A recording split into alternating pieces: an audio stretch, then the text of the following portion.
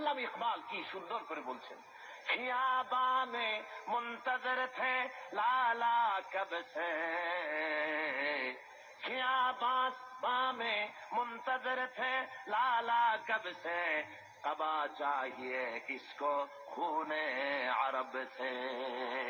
সেই কবে থেকে ফুলের কড়িটা প্রস্ফুটিত হওয়ার অপেক্ষায় প্রতীক্ষামান, কবে থেকে অপেক্ষা করতেছে, একটু বাতাসের ধাক্কা লাগবে আর ফুলের কড়িটা ফুলে যাবে।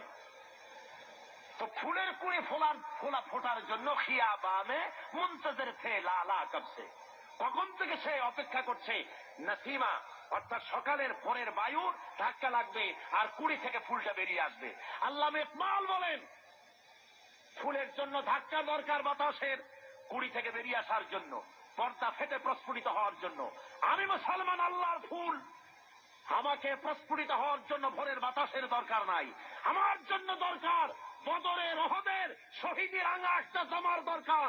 ওই শহীদের রক্ত ভেজা জামা যদি আমার গায়ে দেওয়া হয় সারা বিশ্বে আমি বিস্ফোরিত হয়ে পড়বো।